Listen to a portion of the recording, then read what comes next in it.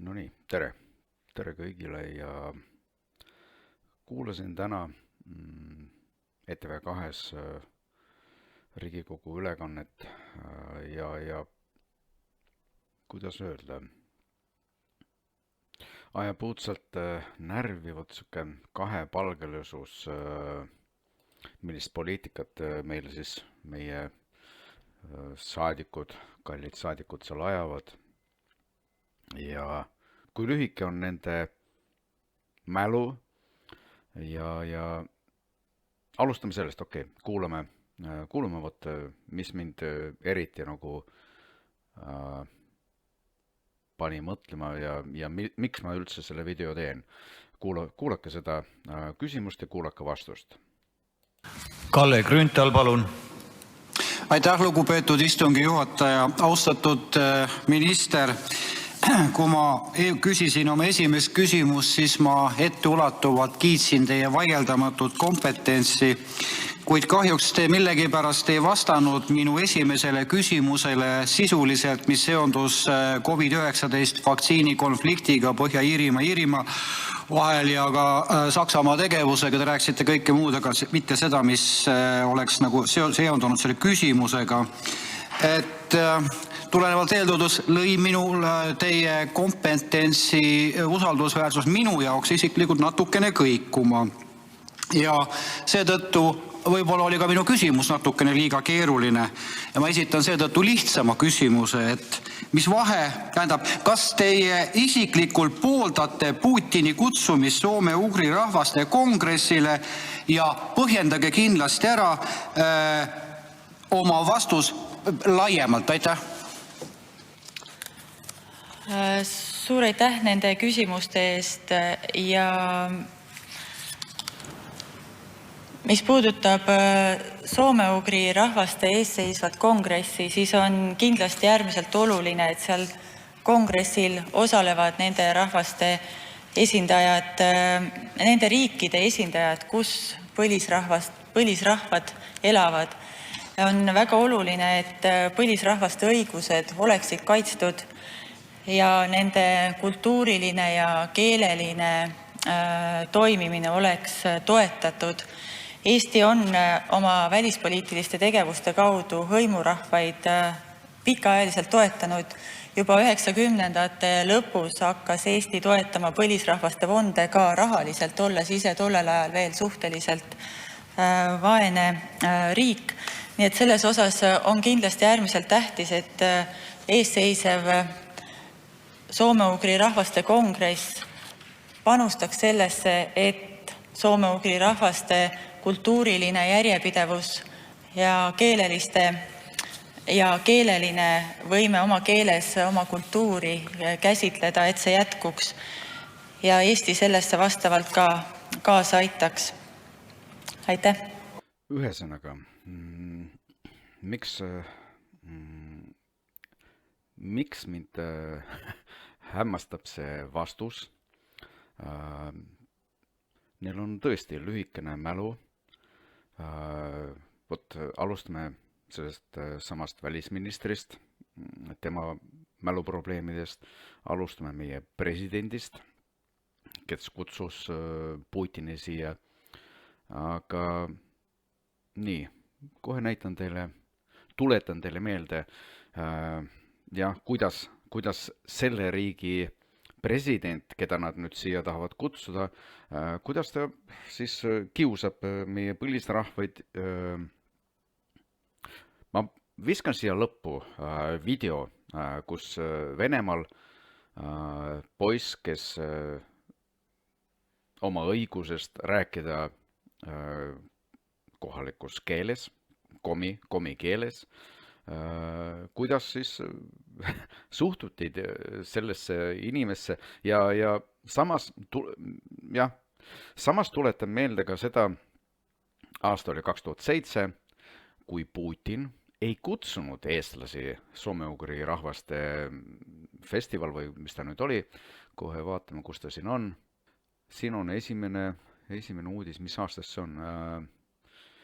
See on 2007, kus Jaak proses kirjutab, et soome-ugri kaart Putini käes ja kus ta siin ka kirjutab, et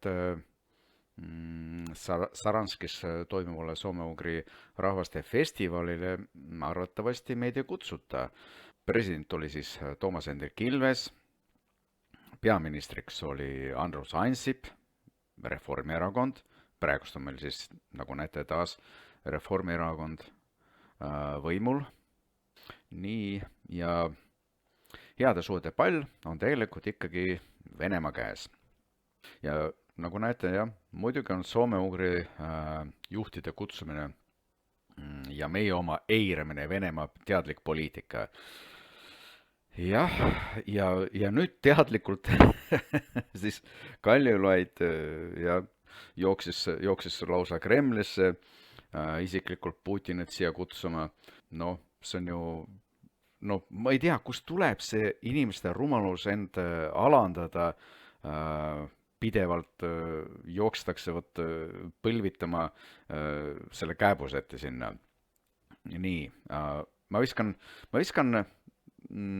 video alla need samad siis artiklid, vaatame siit edasi, siin on teine, see on ka 2007. aastast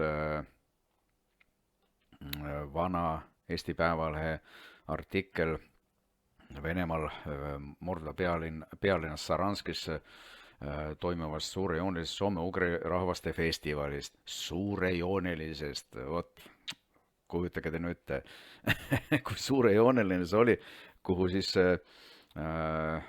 okupeeriv riik siis vaatab, keda ta laseb sinna suurejoonelisele rahvaste festivalile.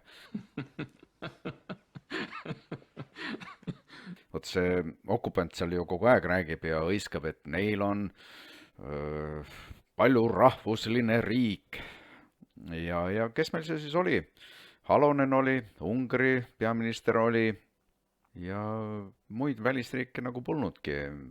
Ühesõnaga, nagu aru saate, nojah, ega siin väljapool Venemaad väga palju meid polegi, kui ütleme, põhiline ongi Eesti, Soome ja Ungari.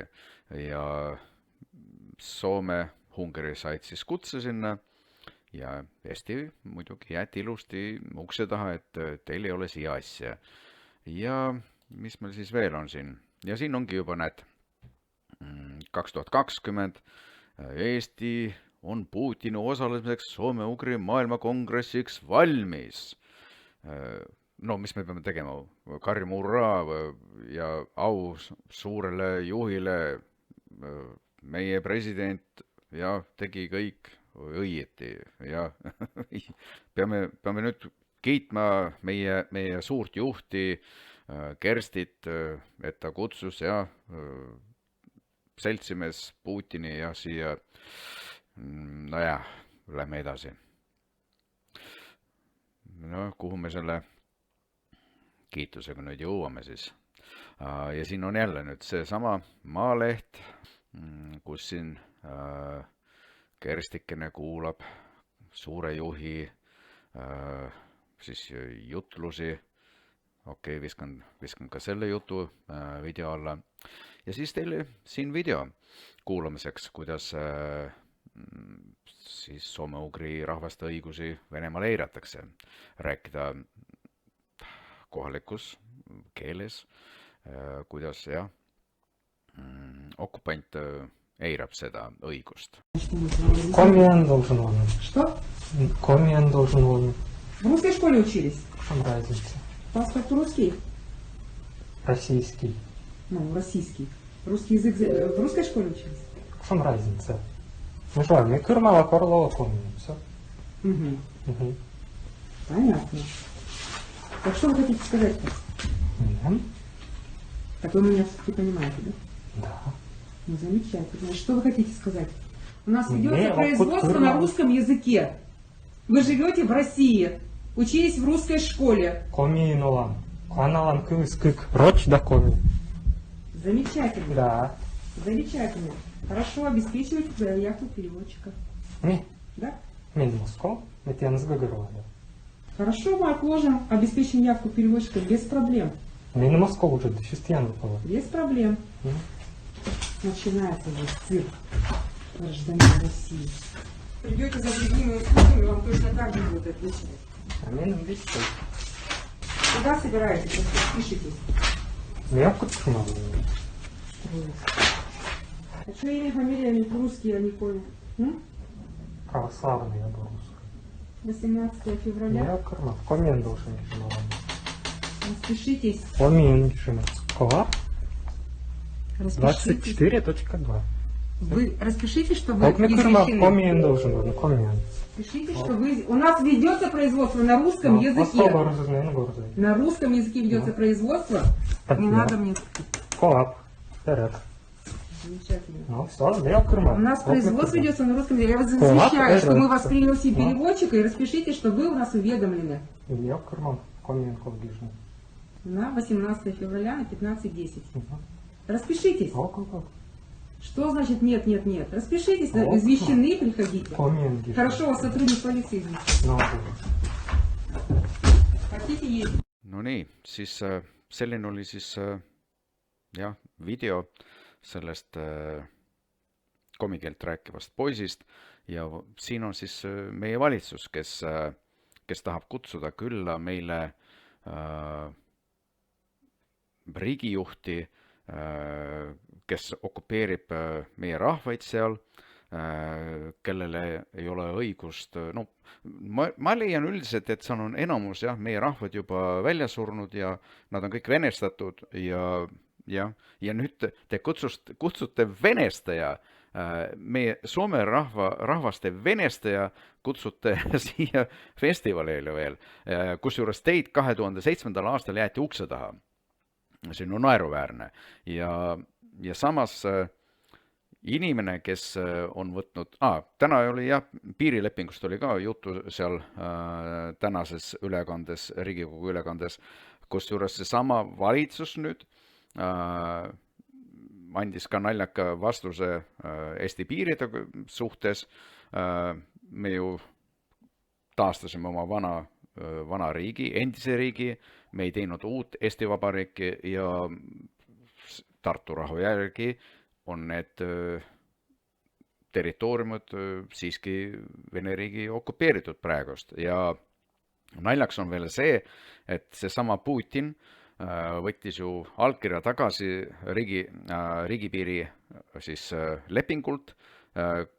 Naljakas on see, miks ta võttis selle ära, aga ta võttis ära, kuna me julgesime mainida, siis preambulas oli punkt, et Tartu rahu järgi on ka seal Jaanilinn ja Lõuna-Eesti territooriumid Vene poole peal ja oli mainitud Tartu rahu lepingut seal, et need Tartu rahu järgi kuuluvad meile, aga me ei esita nõudmisi nendele territooriumitele ja ainuüksi see julgus, et julgesime mainida seda, et mingit Tartu rahu, sellepärast jah, see kääbus, solvus ja võttis allkirja tagasi. Seega ma leian, et sellise okupandi ja rahvaste venestaja siia kutsumine on ääretult ebasobiv ja meie valitsus, meie president teevad sellega suure vea ja nagu me oleme aru saanud, et rahvalt nad küsida nõusolekut ja rahva arvamust kardavad ja millest siis siin veel enam rääkida, et meil on president, kes kardab rahvast, meil on valitsus, kes kardab rahvast ja rahva arvamust. Aga eks me siis näitame sellele valitsusele, me näitame presidendile, mida me arvame, siis kui mitte ennem, siis vähemalt tulevatel valimistel. Selline oli siis teema, mis mind pani mõtlema ja mille pärast tahtsin teha selle video. Kõigile kõike head ja järgmise korrani. Ja hetkel veel on jah sõnavaba ka meil, mitte ainult valitsusel ja presidendil ja loodame, et see ka nii jääb. Et vastu ei võetaks vihakõne seadust, kui see vastu võetakse, siis võetakse meil ka õigus välja öelda oma arvamust ja kaob ka sellega sõnavabadus. Kõigile head tervist ja jõudu!